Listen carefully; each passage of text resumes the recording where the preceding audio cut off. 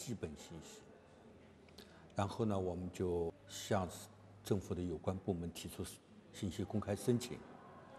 另一方面呢，我们也通过网络进行查询，那么然后把这些信息收集起来，看看作为一个普通公民，他能够在现有的情况下，能够在多大程度上知道政府的信息，政府在多大程度上能够把这些信息提供给社会公众。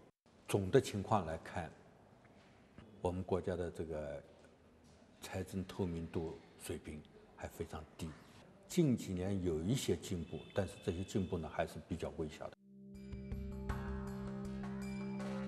Professor Zhang quotes Premier Wen Jiabao.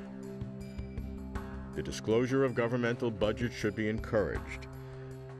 The public has the right to know clearly how much and on what the government spent money. This can supervise the government. When I visit Zhang Hong, he and his team are discussing next year's report.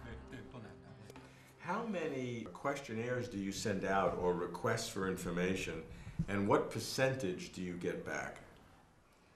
113 questions we just send to them Yes. for one government. In average, we get 20%. 20%. 20% information. But this is both in application and in searching in internet. Oh, okay. So how many answers do you get? I mean that 80% they will give us a response, Oh, okay. but not only in letter, Yeah, that's but okay. in email, that's fine. call, or fax. So some 80% by Funji Basher Yeah. will send some kind of a responce. Okay, so that's good. Yeah. That's a good response rate. But That this sounds response- good. what they answer. Yeah, okay, but that's the first step at least. They're not ignoring you because maybe you're too powerful to ignore. 而且呢，我看有些地方觉得这是 Zhang Hong appeals for establishing rules for using public capital. Citizens, he says, must know how the government spends money, participate in the policy-making process, and supervise the implementation of policy.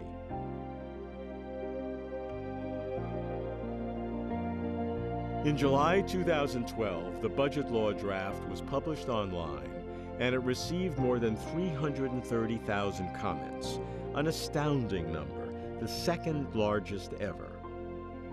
But how to respond, how to meet public demands is a major challenge for government.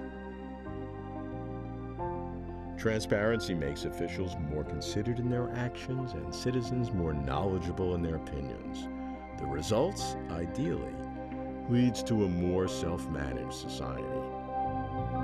This is not to say that China's one-party system is transparent, but it does reflect the view of China's new leaders that to attain such transparency is a vital goal.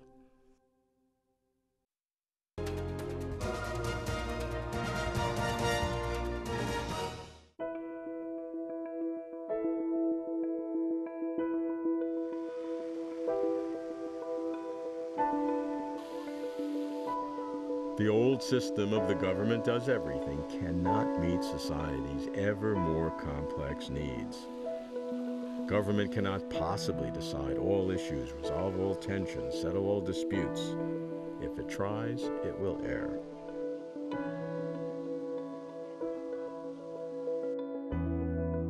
That's why non-government organizations, NGOs, are emerging in China to represent public interests and to fight for social causes.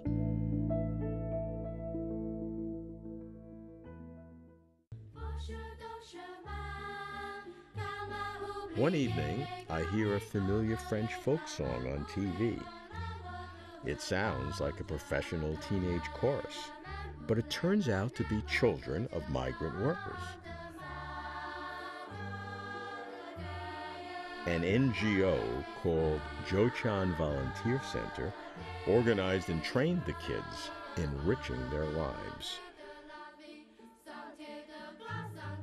NGOs are common in the US, but rare in China, so I decide to visit them.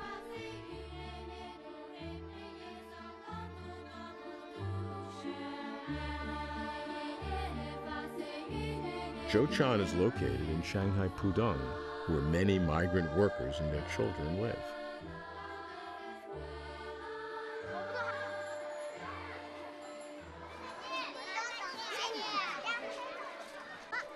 When school's over, children pour out of the gate as their parents wait outside to pick them up.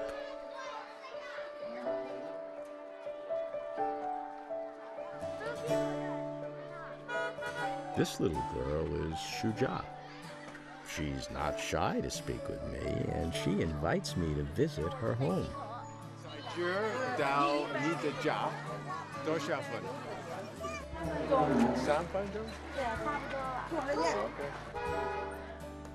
Shuja's home is close by. Her parents run a lunchroom.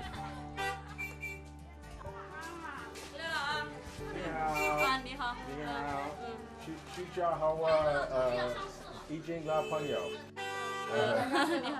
你好。这个上海衣服的是我爸爸。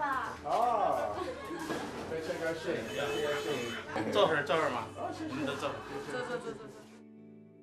Where were you born? 河南。河南啊。口驴吗？郑州。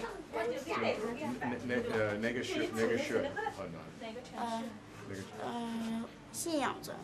OK。什么时候到上海08年。 There are many children like Shuja, whose parents are migrant workers, supplying cheap labor so that Shanghai can grow rich.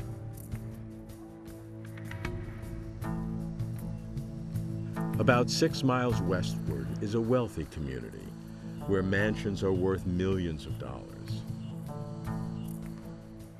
I arranged to meet the founder of Zhoushan Center, Zhang Yichao, at an exclusive private school. I note the wall and barbed wires, the stark separation of children of different classes.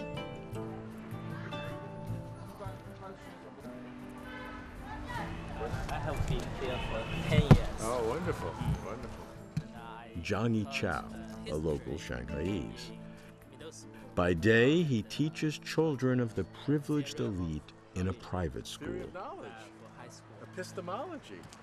Wow. At night, Zhang's back in Zhoushan, giving after-school lessons to children of migrant workers. He's 34, still single with no home, which he tells me does not please his parents. In his early years at Zhoushan, Zhang encountered problems such as misunderstood motives, no social organization qualifications, and lack of capital. What is the Zhoushan Volunteer Center and why did you create it? 9000就是一个专门给农民工子女提供课外教育的场所。我们就是给他们开设了各种音乐艺术类的课程，还有像英语、电脑的课程。Why is this necessary? Why do you have to do it? Why doesn't the normal school systems provide proper education?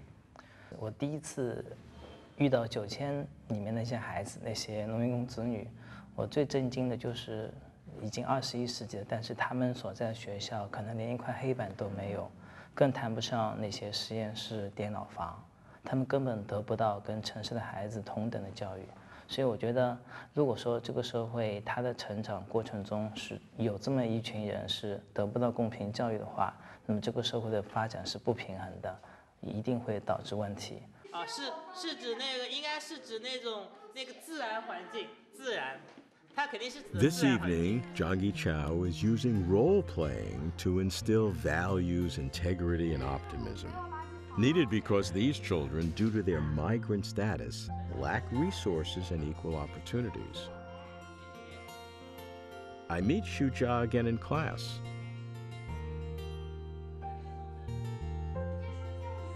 The kids tell me they do not have enough space or stuff at home, so they love coming to the center. 比如老家楼说里面没有电脑。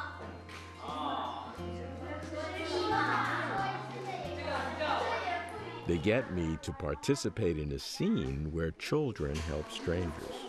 比如，问他用像那些城市里的人，请我们赶上，如果他回来，让我们赔钱了。想一想。那好吧。What's the matter? I'm not feeling good. Do you want to go to a hospital? Oh, maybe good idea. Maybe good idea. 谢谢你，谢谢你。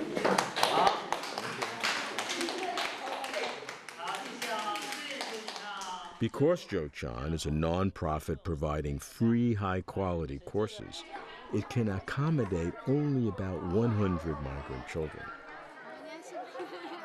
The vast majority will never get this opportunity. What you do is admirable, but you have only 60 children here. How many migrant workers in Shanghai, and how many migrant worker children? There are tens of thousands. You can only have a very small impact. 我们2个中心现在有120个孩子，他们用自己的努力来证明一点，就是他们并不是说是没有路可以走的，是只能任凭命运摆布的。比如说，我这边连续2年有2个孩子，他们被一个国际高中，连续2年全额奖学金录取。另外，我这边很多孩子已经在一些比较好的企业里面去得到实习的机会等等，其实就是证明了这些孩子，他们不比任何同龄人城市的孩子差，他们只要努力一样可以做到成功，做到很优秀，很棒。那么这些孩子，他们背后有着他们的同学，他们代表了好多学校，这些学校的同学看到这些自己同龄人的这样一些成功之后，就会受到激励。所以我觉得这是有一个示范作用，一个榜样作用了。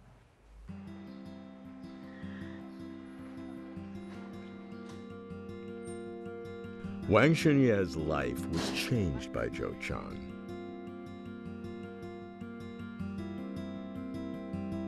She now attends an international high school in Canada, but during her summer vacation, she returns to China and volunteers at Zhou-Chan.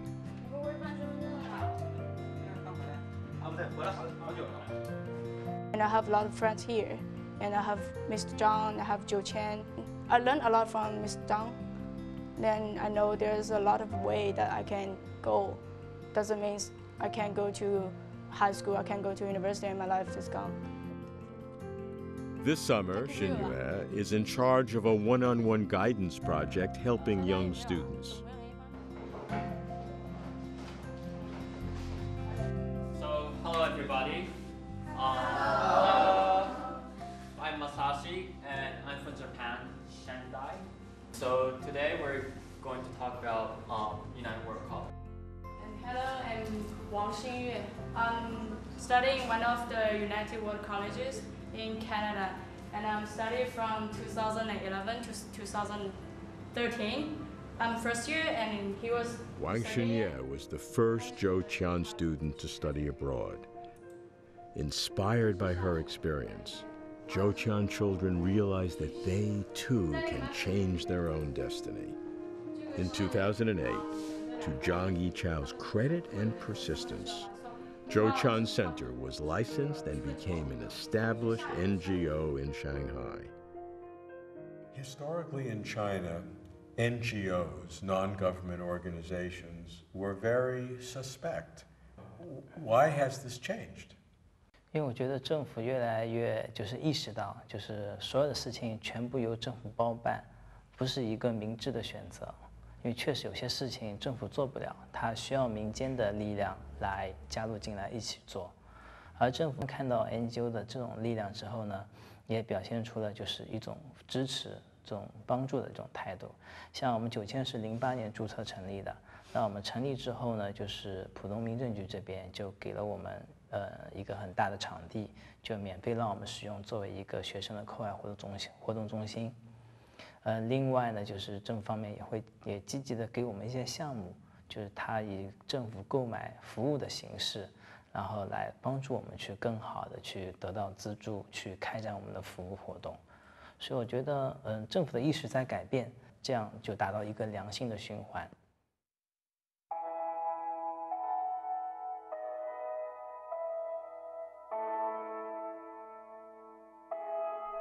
In recent years, in order to register, NGOs had to find a patron government agency. In 2011, Guangdong Province lowered the threshold. What's more, Guangzhou, the capital of Guangdong, enabled NGOs to